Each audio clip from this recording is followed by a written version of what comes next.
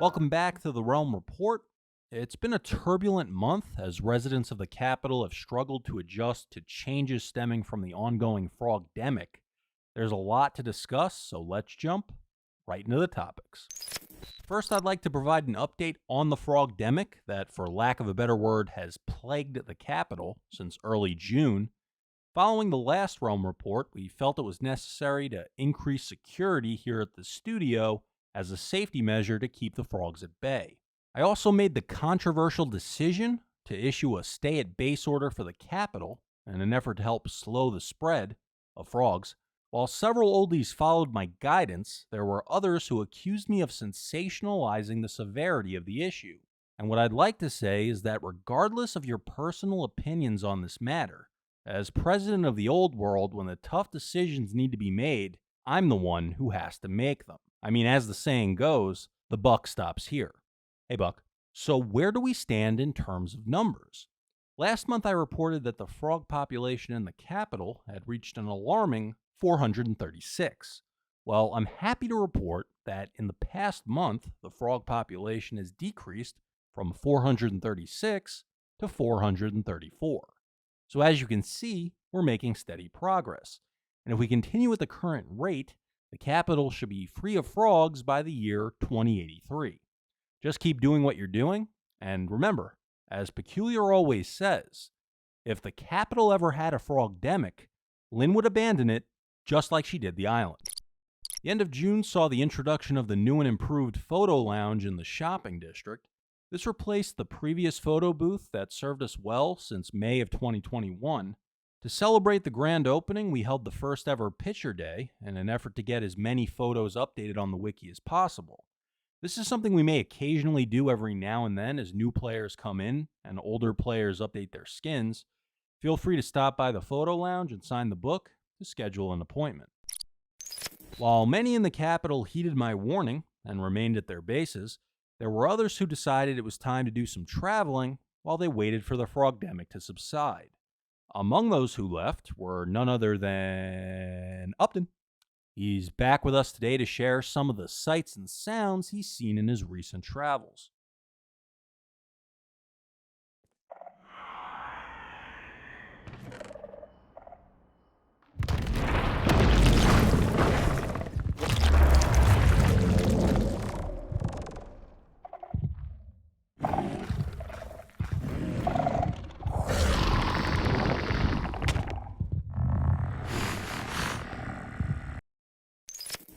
Last month, a mysterious QR code started circulating throughout the old world. When scanned, it informed Oldies of an upcoming video being produced by none other than Zulu. Initially, I chose not to address it, as that would simply bring more attention to A&W, an evil organization known for spreading propaganda about myself and working behind the scenes to reshape the old world in their own image.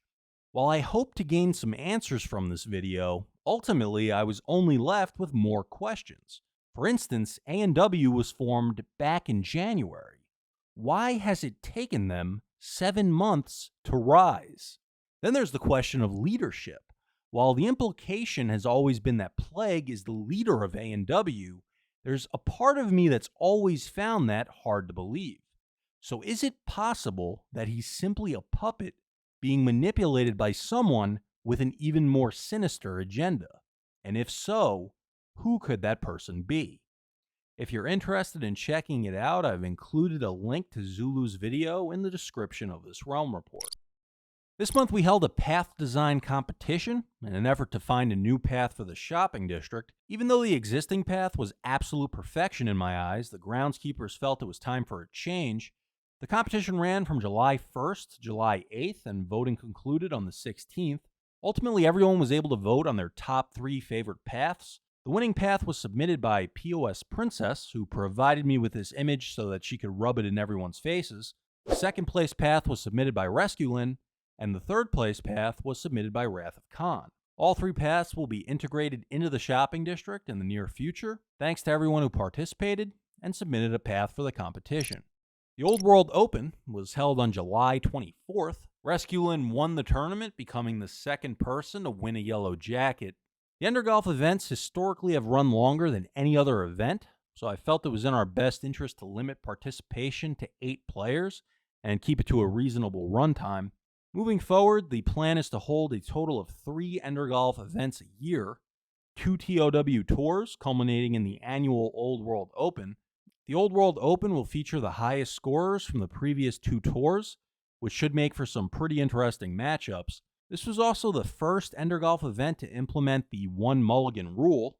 A criticism from previous Endergolf events were issues with lag interrupting gameplay and causing errors. Now each participant is given a single mulligan to use at any point throughout the game. This can be used to combat those unfortunate lag issues, but also introduces a level of strategy by giving people the opportunity to correct a bad throw that could potentially cost them the game. I'm looking forward to future Endergolf events in the old world and hope to see you when the next TOW tour rolls around in a few months. But next month we'll be introducing a new event being brought to you by Willow. Hide and Shriek will be a PvP bows-only event where you attempt to eliminate your opponents and avoid making noise as you traverse the battlefield. There's still some testing that needs to be done beforehand, so more information on this event may be communicated over the course of the next month. Hide and Shriek will be held on August 28th. And that wraps things up for this edition of the Realm Report. See you on the server.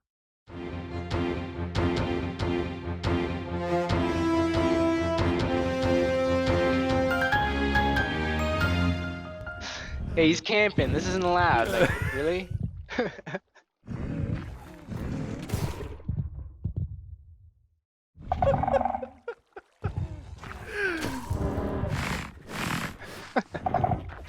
Run.